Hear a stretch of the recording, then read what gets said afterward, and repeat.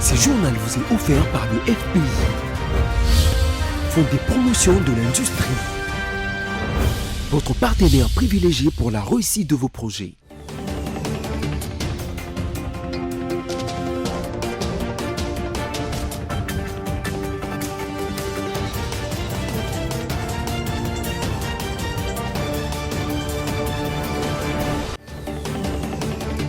Bienvenue à tous à ce nouveau numéro du journal sur BSC TV. En voici les titres.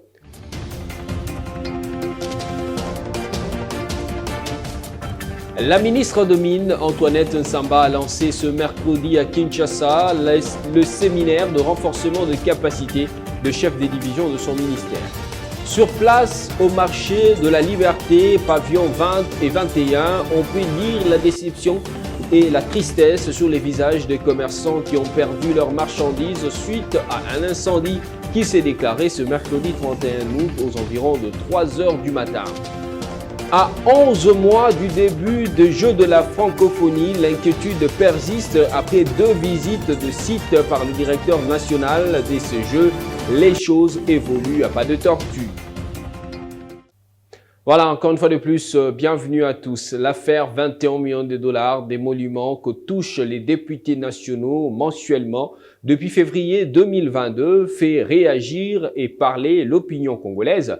Comment en est-on arrivé là? Votre rédaction a interrogé l'histoire et pris en compte les déclarations irrélatives de Martin Fayulu et d'Élice Sanga. Sami Bosongo pour le récit.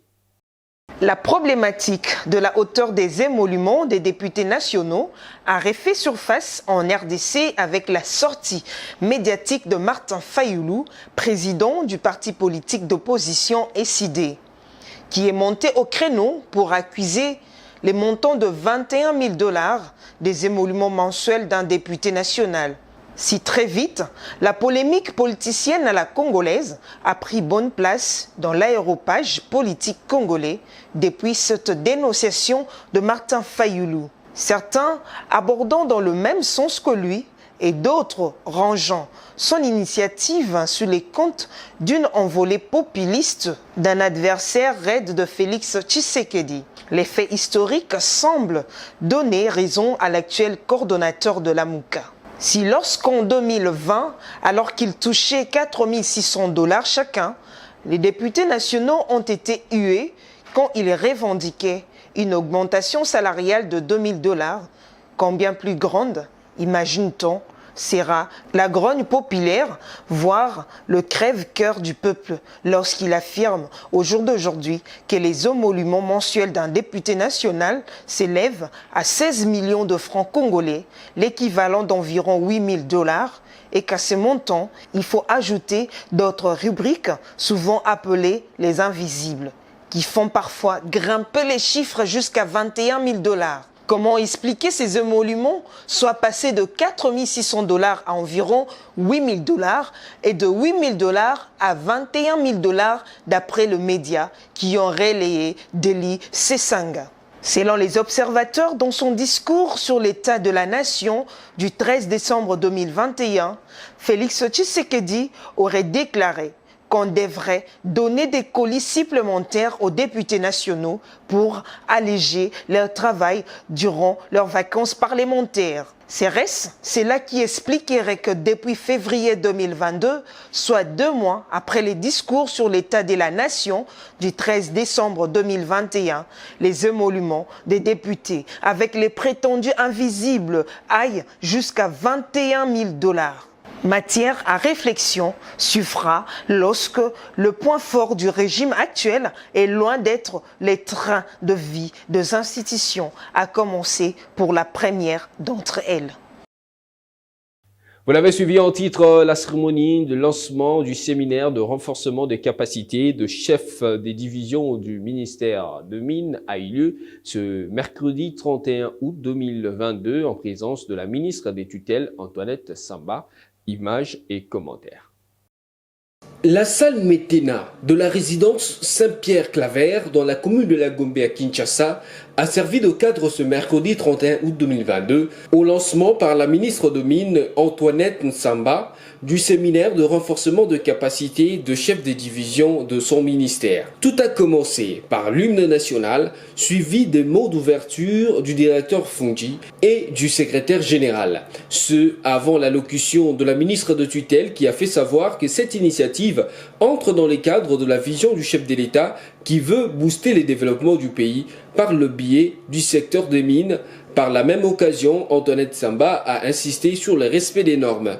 Je voudrais m'acquitter d'un noble devoir, celui de rendre mes hommages les plus déférents à son Excellence, Monsieur Félix Antoine Tshisekedi Tshilombo, président de la République, chef de l'État, pour sa détermination avérée à booster le développement du pays et partant du secteur des mines qui en constitue l'un des principaux piliers.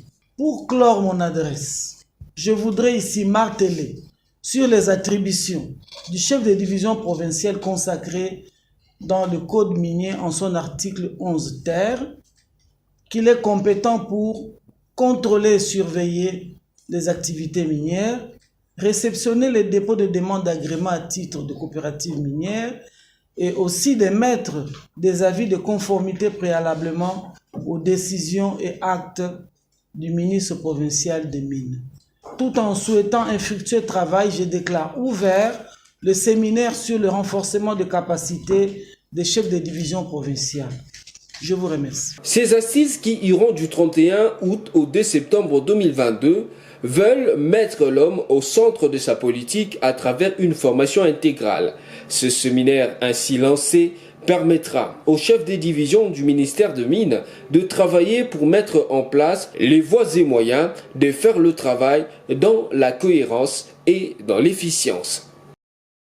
Et puis après les départs de la délégation gouvernementale, des violences ont repris à Kwamouth entre les deux communautés Yaka et Teke. Les bilans s'alourdissent au point qu'on compte 6000 personnes déplacées et plusieurs dégâts matériels. Faiza Clémence pour le reportage.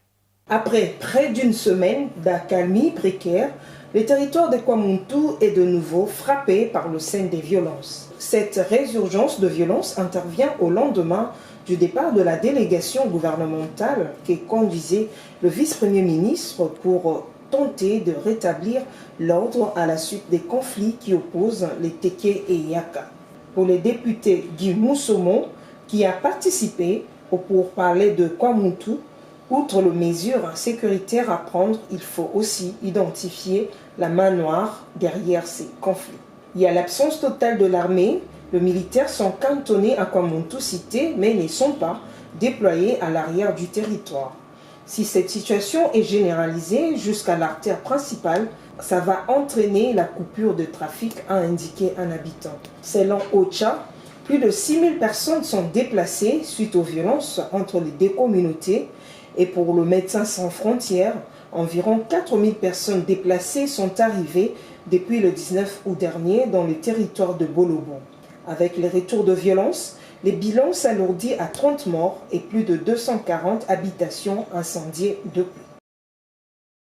En bref et en images, le haut magistrat de la Cour de cassation et ceux du Conseil d'État ainsi que le magistrat de siège, membre de la Cour de compte nommé le 27 juin, ont prêté serment ce mercredi. La cérémonie s'est déroulée au Palais de la Nation avec le président de la République, Félix Antoine Tshisekedi Tshilombo, qui a reçu la dite prestation qui s'est effectuée en deux temps. Ce sont d'abord le magistrat de l'ordre judiciaire et ceux de l'ordre administratif qui ont procédé à cet exercice. Ils ont ensuite été suivis de membres de la Cour des comptes. Cet événement revêt d'un intérêt particulier car elle traduit la volonté du chef de l'État et magistrat suprême de poursuivre les réformes au sein de l'appareil judiciaire. Évoluons dans ce journal, scandale dans la province du Haut-Katanga. Le lycée Lubusha à Luisha fait objet de menaces de miniers qui veulent sa disparition pour exploiter les minerais sous le sol de cette prestigieuse école et internat. Informé de cette machination diabolique et diabolisant, Monseigneur Fulgence Muteba monte au créneau et s'insurge contre toute délocalisation ou même toute destruction de ce lycée. Suivez ce reportage avec nos confrères depuis Lubumbashi. Il faut sauver Luisha. L'archevêque métropolitain de Lubumbashi a fait ce slogan. Le dossier lycée Lubusha fait couler beaucoup d'encre et de salive. Alors, quelle est la valeur réelle de ces bijoux? Et d'une valeur inestimable. Même s'il était question de vente, qu'on me dise d'abord, à quel prix? Ce qui se trouve ici représente des milliards de dollars. Ce lundi 29 août 2022, Monseigneur Fulgence Muteba Mugalou est descendu sur place à Luisha pour juger personnellement le décret d'empiètement par deux entreprises minières, à savoir Comilou et Excellence. À la tête d'une forte délégation, l'archevêque s'est rendu directement à la chapelle du lycée où il a fait une courte prière. Ici, tout est en pierres précieuses, à savoir la croix, l'autel et le tabernacle. Le prélat catholique a débuté sa visite par l'auberge, les chambres de l'internat, les salles des classes, l'aumônerie, le laboratoire. Mais certains locaux ont des fissures dues aux explosifs. La délégation a parcouru près de 8 km² de superficie sur laquelle s'étend la concession du lycée Lubusha. Les entreprises sont à environ 200 mètres de l'établissement scolaire et continuent avec les sondages des lieux pour prélever la teneur et la profondeur. Monseigneur Fulgence Muteba Mugalou a réuni toutes les parties présentes à la visite et leur a posé une seule question, à savoir, que faut-il faire pour l'avenir du lycée? Comme un seul homme, ces différents comités ont répondu « Sauver Luisha, parce que c'est notre patrimoine ». Et quelle est la position de l'archidiocèse? Un patrimoine comme celui-ci, je trouve que le sacrifier, le détruire, c'est non seulement un péché capital, mais c'est comme si on crachait sur l'histoire. Il n'a jamais été question de vendre le lycée Lubusha. Il n'a jamais été vendu ce lycée et il ne sera jamais vendu. Je déclare que le lycée Lubusha de Luisha n'est pas à vendre.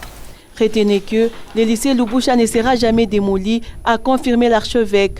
Pour preuve, toutes les activités scolaires pour l'année 2022-2023 sont maintenues. Dans le reste de l'actualité, le monde retiendra en particulier du dernier dirigeant de l'Union soviétique et prix Nobel de la paix 1990, Mikhail Gorbatchev, qu'il est l'initiateur de la réforme du système soviétique dans les années 1980, dénommée Perestroïka, et dégel des relations internationales, mettant fin à la guerre froide ayant divisé le monde entre 1945 et 1991. La perestroïka a également impacté l'Afrique dans les Zaïre à l'époque. Bernadette Kamango. La disparition de l'URSS de l'échiquier africain a contraint les régimes alliés au bloc de l'Est à la réforme ou à la chute.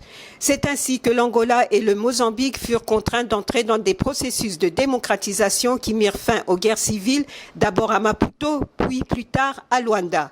En Éthiopie, en 1991, Mengistu, surnommé le Négus rouge, est chassé du pouvoir. L'intérêt des États-Unis pour l'Afrique se transforme également en conséquence. Il devient moins géopolitique et plus économique. Leur grand allié en Afrique centrale, Mobutu Sese Seko, doit lâcher du lest et ouvrir le système politique. Malheureusement, sans les subsides de $1 et le maréchal malade, le Zaïre se délitera en quelques années. L'Afrique du Sud est aussi contrainte à la réforme. C'est dans le contexte de la fin de la guerre froide que l'apartheid tombe, aboutissant aux premières élections multiraciales en 1994. La Namibie accède alors à l'indépendance. Dans le monde francophone, un vent de liberté souffle. C'est l'époque des conférences nationales. Le Bénin est le précurseur en 1990. Le marxiste Mathieu Kérékou est vaincu dans les urnes et s'efface. Le Congo, le Gabon, le Mali, le Niger, le Togo, le Zaïre se lancent aussi dans l'exercice, bon gré mal gré, avec des résultats mitigés. Pour certains, la perestroïka africaine aura fait long feu.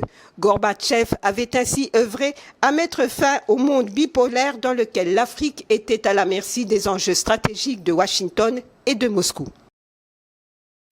Parlons toujours de cet homme, le monde politique sur le plan international en deuil. L'ancien président de l'ex-URSS, aujourd'hui Russie, Mikhail Gorbatchev, est décédé hier mardi à l'âge de 91 ans à Moscou. Dernier dirigeant de l'Union soviétique, ce dernier a été à la base des diverses réformes ayant marqué le monde dont le plus marquant reste celle de la perestroïka et chute du mur de Berlin. Son portrait, c'est avec Bernadette Kamango.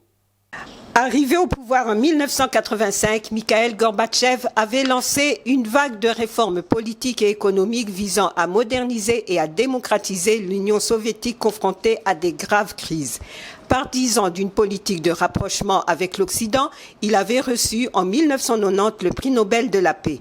Entre 1990 et 1991, il avait occupé le poste de président de l'Union soviétique avant finalement de devoir démissionner le 25 décembre 1991, ce qui avait entraîné la fin de l'URSS. Gorbatchev reste l'une des figures politiques majeures du XXe siècle. Il est principalement connu comme étant l'homme de la perestroïka et du glasnost, qui sont deux termes qui symbolisent sa politique de réforme qu'il a initiée. Son initiative a alors ouvert la porte au chamboulement du début des années 1990 qui ont conduit le système soviétique à sa perte, soit l'effondrement de l'URSS. En Occident, il est considéré comme un réformateur ayant rendu aux soviétiques leur liberté d'un côté et de l'autre, il est resté en Russie jusqu'à sa disparition une figure controversée. En effet, beaucoup le considèrent comme le fossoyeur de l'URSS. Mikhaïl Gorbatchev est originaire du Caucase Nord, dans l'actuelle région de Stavropol. Il est né le 2 mars 1931 dans le village de Privolnoe. Il est fils et petit-fils de paysans. Gorbatchev combinait ses études avec les travaux des champs pour aider son père. Revenons en République démocratique du Congo pour cette page noire, mort de l'artiste comédien congolais Kwedi Maïmputu alias Diallo, mardi 30 août à Kinshasa, après une brève maladie, actif dans le groupe Salongo à la radio-télévision nationale. Il connut une ampleur internationale. Plus d'informations sur lui avec Sami Bossongo. Kwedi Maïmputu alias Diallo, appelé aussi caméléon de la scène, étant donné qu'il changeait constamment les rôles sur scène, n'est plus de ce monde. Sa mort est intervenue des suites d'une courte maladie mardi 30 août à HG Hospital dans la commune délimitée à Kinshasa. Cette nouvelle funeste a été rendue publique par le président de l'Association nationale des théâtres populaires et cinéma ANTPC, Ndungi Mambimbi alias Masumu Debrende. Réagissant à cette disparition, le coordonnateur de l'ASBL, artiste en danger, Langu Massina Tchaka Congo, a déclaré, nous citons, la disparition de Kwedi Maïmputu s'assimile à la chute d'un baobab dont plusieurs artistes de différentes sphères pouvaient encore bénéficier de son aura et de son savoir. Fin de citation. Kwedi Maïmputu s'éteint après plus de 60 ans de carrière, ayant évolué comme metteur en scène, auteur et dramaturge au sein du groupe Salongo, où il assumait le rôle du directeur artistique aux côtés de défunts Chitenge Sana et Mathias Matondo Mateya dit Sans Souci. Ce septuagénaire laisse 7 enfants. Plusieurs fois, il a participé au festival Ciné Kid International d'Amsterdam, aux Pays-Bas, ainsi qu'au festival panafricain du cinéma et de la télévision de Ouagadougou au Burkina Faso. Vous l'avez également suivi en titre sur ces images du marché de la Liberté, l'un des grands marchés de Kinshasa en proie aux flammes. Le feu, dont l'origine reste inconnue jusqu'à ce stade, est propagé pendant plus d'une heure, rasant plusieurs étalages, boutiques et dépôts, alors que plusieurs heures après les débuts de l'incendie, aucun camion de pompiers n'était encore arrivé pour l'heure. Aucune victime n'a été déplorée sur le lieu, mais plusieurs dégâts matériels signalés. Et puis, les 2 reports consécutifs des 9e Jeux de la francophonie n'ont visiblement pas joué à l'avantage de la République démocratique du Congo. À 11 mois du début de jeu, l'inquiétude persiste après 2 visites de sites par le directeur national de ce 9e Jeu de la francophonie au mois de mars dernier et le 30 août 2022. La vitesse de tortue avec laquelle avancent ce travaux fait poser des questions. Idriss Kalombo en soulève quelques-unes dans cet élément. Alors, c'était pour nous une occasion de revenir pour leur dire que peu importe le fait que les Jeux soient reportés, vous devez faire votre travail tel que convenu.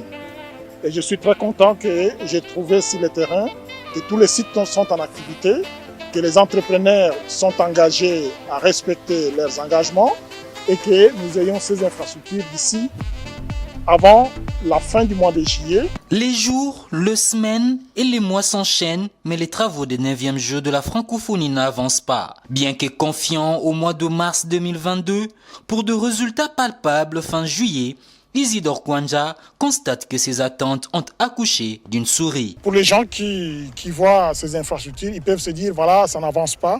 Mais pour nous qui avons l'information, qui sommes en contact avec les entrepreneurs, ils nous disent que les structures métalliques, c'est autour de 40 à 50%. Les fondations, c'est autour de 30%. Et si ces structures métalliques arrivaient d'ici 2-3 mois, nous serons autour de 70%, 80%. Il ne restera que les travaux de finissage. Bien que la confiance et l'optimisme restent des mises, à 11 mois du plus grand événement sportif qu'aura organisé la RDC à plus de 60 ans après son indépendance, le constat reste inquiétant. Entre les décaissements de fonds à compte-gouttes par les gouvernements, les entreprises qui n'arrivent pas à atteindre leur target time, le 2 reports consécutifs de ce jeu fait croire qu'un 3e report pointe à l'horizon. Dossier à suivre. Et puis, 2 jours de travaux des États généraux ont vécu depuis lundi 29 août après la cérémonie de lancement. Le panéliste de Mbouela Lodge se sont attelés dans différentes commissions à développer les thématiques en vue de faire rapport au ministre des Sports. Ces panels, conduits par Luc Gaston Bocata, a pour mission d'évaluer les États généraux de 2008. Après 2 jours de travaux, ici, à Mbouela Lodge, certaines zones d'ombre dissipées n'attendent plus que l'exposé en plein air. Les dispositions qui ont été prises en 2008 n'ont pas été vraiment prises en compte. Donc nous les avons réactualisées. Les travaux des fonds a consisté notamment. Et nous avons présenté dans notre commission surtout les difficultés que rencontrent les provinces en arrière-pays. Et aujourd'hui, on espère que tout ce qu'on a donné comme situation ou difficulté vont pouvoir trouver des résolutions durables et idoines pour que le développement dans notre pays soit vraiment respecté. Dans une ambiance bon enfant, les panels en charge de l'application et amendement de la loi sportive promulguée en 2011, conduit par les professeurs Joseph Ngwabika, a quant à lui abordé l'épineuse question de la durée et nombre des mandats des dirigeants sportifs. Et là, pendant les travaux, il était question de voir comment concilier les vues des uns et des autres qui aimeraient qu'on maintienne ces mandats-là de 4 ans renouvelables et 1 fois, et un autre son de cloche qui estime que pour préserver les ambitions sur le plan international, il faudra que le mandat soit au-delà de 8 ans, c'est-à-dire 3 mandats. Malgré les divergences, au bout de discussions, les panélistes se sont mis d'accord sur une proposition, rassure Joseph Ngwabika. Nous avons quand même trouvé une solution médiane et que vous allez connaître lors de la synthèse en plénière. La plénière attendue ce jeudi va certainement accoucher les premières conclusions de ces assises. Mesdames, Messieurs, si vous nous avez pris en cours des diffusions, voici pour vous l'essentiel à retenir.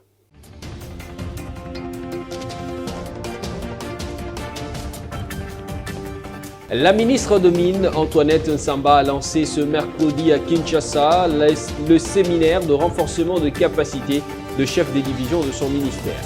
Sur place, au marché de la Liberté, pavillon 20 et 21, on peut lire la déception et la tristesse sur les visages des commerçants qui ont perdu leurs marchandises suite à un incendie qui s'est déclaré ce mercredi 31 août aux environs de 3 h du matin.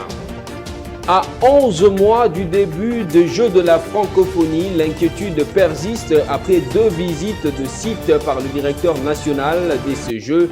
Les choses évoluent à pas de tortue.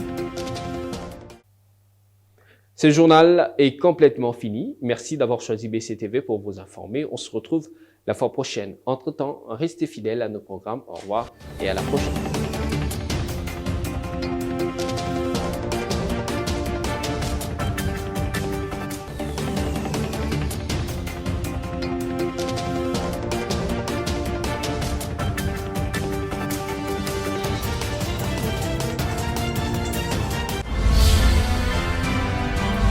Ce journal vous a été offert par le FPI, Fonds des promotions de l'industrie. Votre partenaire privilégié pour la réussite de vos projets.